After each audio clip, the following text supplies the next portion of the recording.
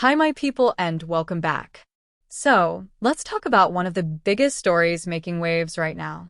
Donald Trump has just announced a new wave of tariffs, and this time, they're targeting some pretty surprising sectors: pharmaceuticals, heavy trucks, and even kitchen cabinets.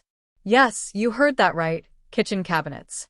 It's a bold move, and it's already sparking a lot of debate about what it means for the economy, for consumers, and for America's place in global trade. So here's the deal. Starting October 1st, Trump is slapping a 100% tariff on branded pharmaceutical products. That means the price of many imported medicines could literally double overnight. But there's a twist. Companies can avoid the tariff if they're already building or at least breaking ground on a manufacturing plant here in the United States. It's basically Trump's way of saying, if you want to sell to Americans, you'd better make your products in America. Now, that sounds good on the surface, but what do you think? Should the government be able to push companies like that?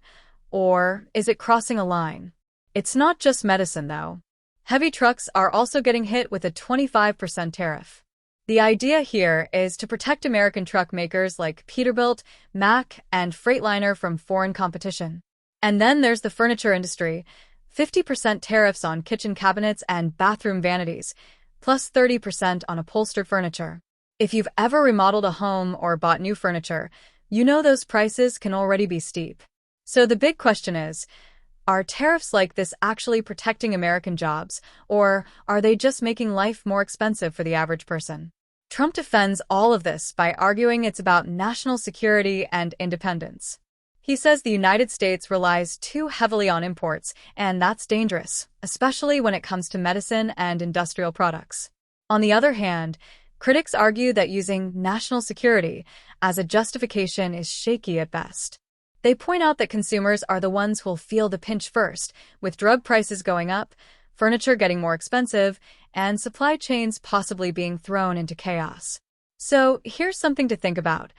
If protecting domestic industries makes your everyday expenses skyrocket, is that really a win? Let's talk about the ripple effects. In healthcare, hospitals, insurance providers, and government health programs may all see higher costs.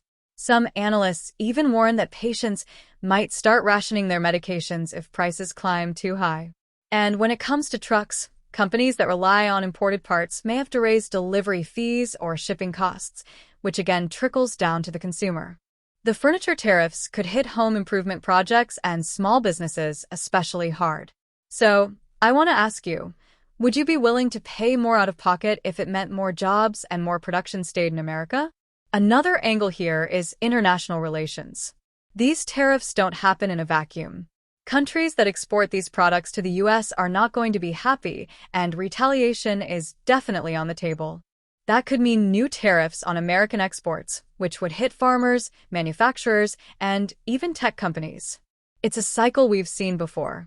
Once a trade war starts, it can snowball fast. So the bigger question is, are these tariffs a smart negotiation tactic, or are they a gamble that risks pulling the US into another messy trade war?